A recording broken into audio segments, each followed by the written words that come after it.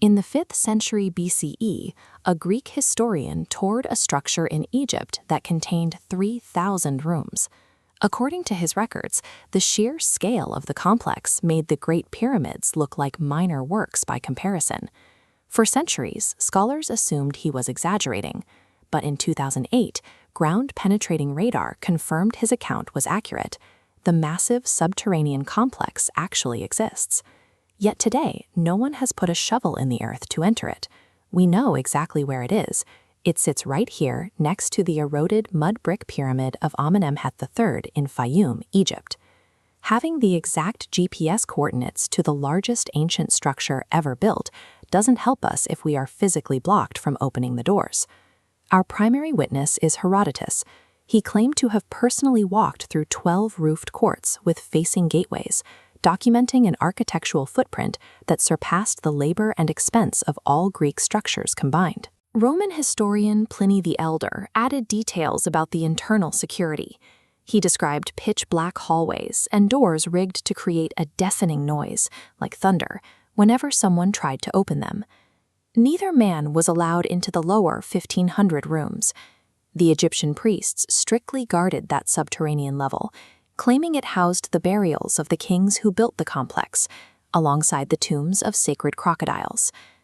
Over time, the massive above-ground structure was quarried away for other building projects. With nothing left on the surface to match the scale of the ancient texts, modern archaeologists dismissed the reports as myth.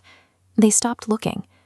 The first major scientific attempt to find the labyrinth happened in 1888. British archaeologist William Flinders Petrie arrived at the Hawara site to conduct a physical excavation. Petrie successfully uncovered a vast Roman-era necropolis, rescuing dozens of incredibly detailed painted mummy portraits.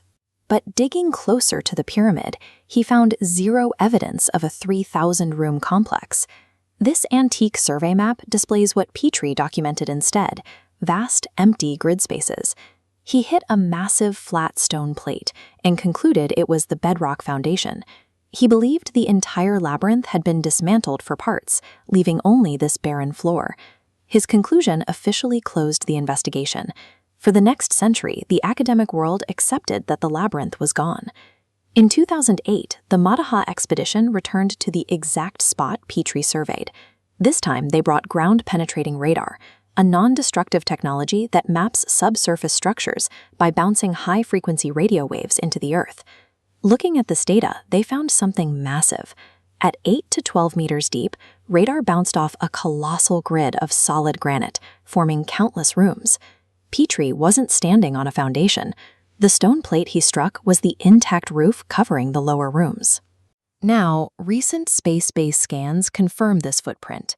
Satellites using synthetic aperture radar, which penetrates desert sands from orbit, detected a rectangular anomaly precisely where the ground team operated, measuring over 275,000 square feet. The equipment confirmed that the ancient texts were accurate.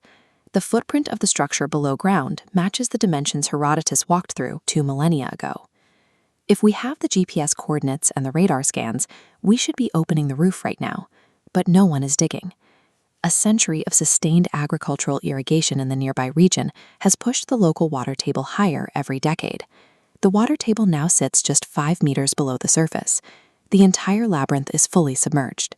It is soaking in corrosive, mineral-rich salt water that threatens to dissolve the ancient mud brick and limestone the moment it is exposed to dry air.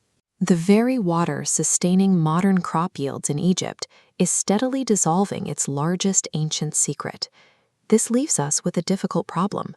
We have no way of knowing what condition the interior walls and pillars are in after spending centuries completely underwater. But that water also acted as an impenetrable vault against looters. If the lower chambers remained entirely inaccessible, the mummies of the 12th Dynasty pharaohs and the sacred crocodiles could still be perfectly sealed inside. Researchers have proposed a new way into the complex. They suggest breaching the labyrinth sideways, starting from the deeply cut banks of the adjacent Abd al-Wahbi Canal, allowing for a controlled entry below the roofline. If the Hawara labyrinth is safely excavated, what do you think will be found in the underground chambers? Every year we wait, the salt water eats deeper into the stone and mud brick. We are forced to choose between risking the damage of an immediate rescue or guaranteeing its destruction by doing nothing.